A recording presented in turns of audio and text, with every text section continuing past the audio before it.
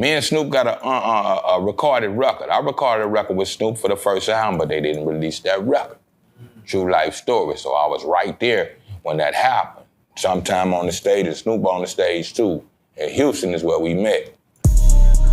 Real life.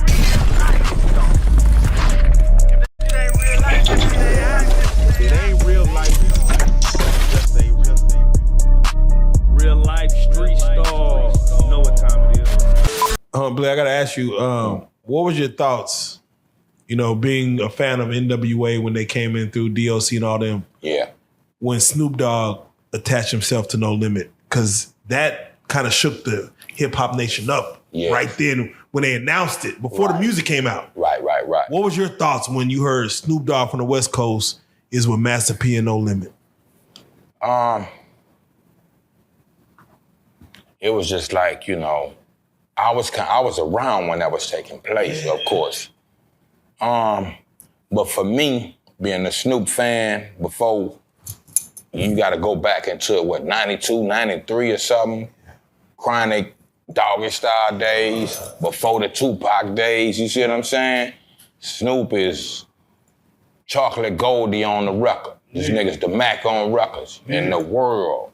One of the greatest evolutions in hip hop. We was talking about this time. The first time the world heard Snoop with the deep cover soundtrack with that 187 on the undercover cop. And who the fuck is that? This nigga was so sneaky detective. The way he and the way Dre and they built Snoop, he didn't just jump right out with him. You know what I mean? Yeah. He did the Chronic after that and gave you little bits and pieces of it. By the time we got Doggy Style and we already knew what it was. For promotion, marketing, and advertising, the perfect evolution. So Snoop became that guy. And so melted mellow, if I could say it like that. Laid back was his whole shit, smoking and chilling. The world had got on the Chronic and everybody is smoking.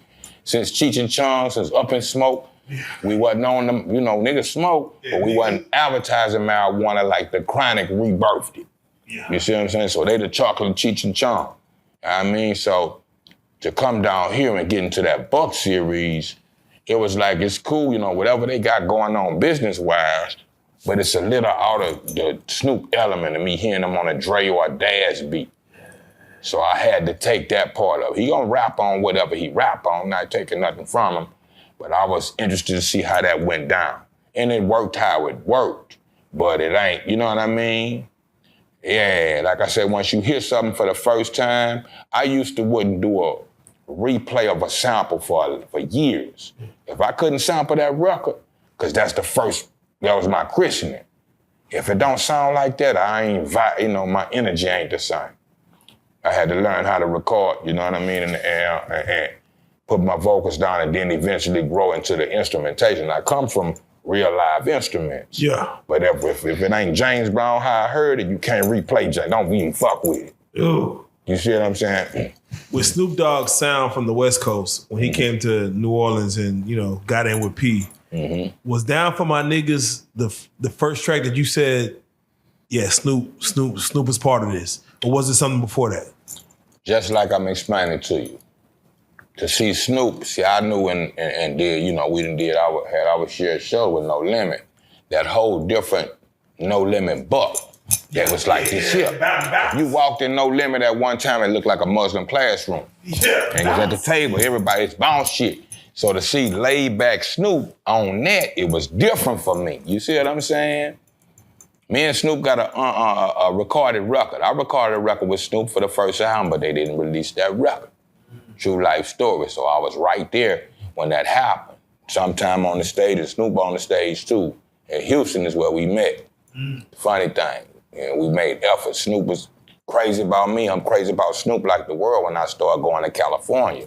But when we really got face to face, it was in Houston. At a No Limit show. You see what I'm saying? Yeah, that part. So I'm right there, you know what I mean? Shouts out to Daz, man. Daz my guy. Daz was right there. Snoop Pops was right there. So I'll tell you some shit. So it was like, it worked, he all right on them, but I ain't the christening of Snoop and that sound. gin and juice and that type of thing. Not saying you have to stay in the box. And we done watch Snoop make several transitions. Snoop Dogg, Snoop Lion, Rasta. We all as artists got the right to experiment. But just like the world, I'm interested in that. But it was like, okay, that's cool, but that ain't, you see what I'm saying? That sound. You see what I'm saying? You can go from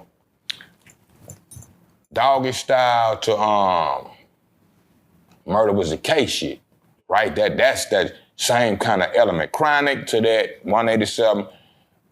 The Dog Father, you can start hearing the different production change. And me and Time be hard on beat selection. You see what I'm saying? So now he going from Dr. Dre to Beats by the Pound, which is dope in both of their lanes. But what Snoop christened is that West Coast sound. The South trying to make him, and you see what I'm saying? So that thing. And nothing, man, Snoop is guys, man, always. But that's me being a student to the game before I was initiated into the game for the rap game and the commercial success that came with it. I'm still a fan to the music. You see what I'm saying? So it wasn't that for me. It was cool, but you know what I mean? You have any regrets dealing with No Limit? Said it again? You have any regrets dealing with No Limit? Not at all. Beautiful life, my brother. You got to take the tars and the stripes, man. That part of it. You know what I mean? My only regrets to it all is just like we meet right now. We grew up like this on our block. If 3, 4, 5 of us walk to the corner store, we ain't got nothing but a few pennies or whatever in our pocket. You might buy the potato chips. He gonna buy the cold drink. You know what I mean? You gonna buy the cookies. You see what I'm saying? And we come back to our alleyway, we share a little bit with each other. So without that unity in the community, I thought that's what we was hustling for. Grandma and them need pills and all this. We the men of the family now. And now we can't even get to the money because me and you on this girl like both of us or this. Come on, man. Yeah. So that, you know, who got more money than this? You got $5 more than me. Say, man, come on, man. We cannot do this as black men, as black brothers and blame it on white America, man. If you got something, I got something, we can make something happen. And when that part of not staying in that whole thing, and that go beyond No Limit, that's just my essence. Yeah. You know, it's crazy because, you know, Dipset used to always talk about with Cameron, Jim Jones, Jules, it was always one-upping each other. Yeah, right. Like, we ain't about to communicate. I'm going to just one-up you. I'm going to pull up with in that new thing. Better than your shit. Yeah. That competition. We've been doing that since Tonka trucks, man. And Hot Wheels, man. Come on, man. We boys or we men. Yeah. That part of it. I thought we growed up, bro. Like I said, I'm speaking from being 50 years old. Yeah. Coming into that 22. Underground before that. I've been doing this since 9 years old, since 1983. Come on now. 41 years of my life. That's more than how I dedicate my everything to it. So I'm looking for, hey, bro, this what it is? For some shit. But everything else that's love. Hey, man, unity in the community.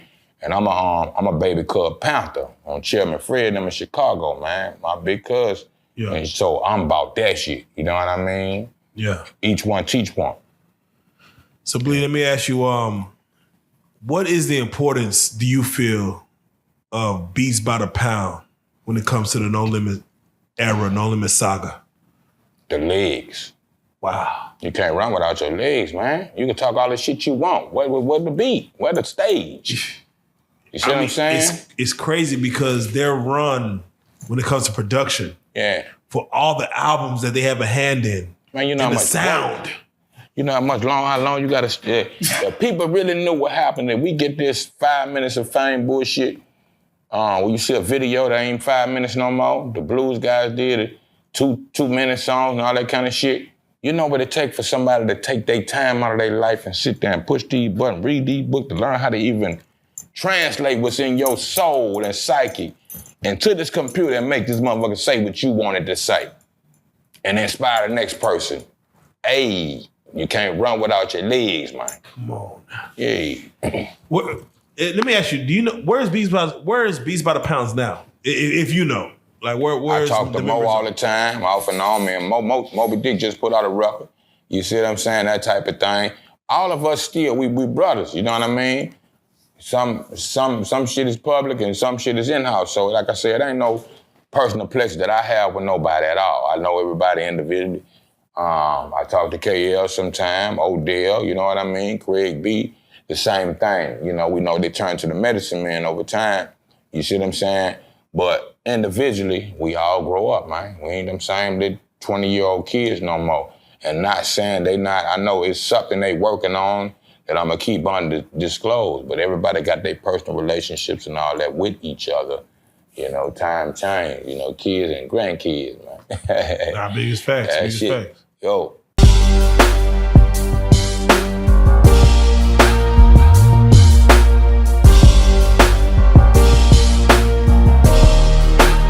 Shout out Reallyfe Street Starz, nigga. Move. Hey.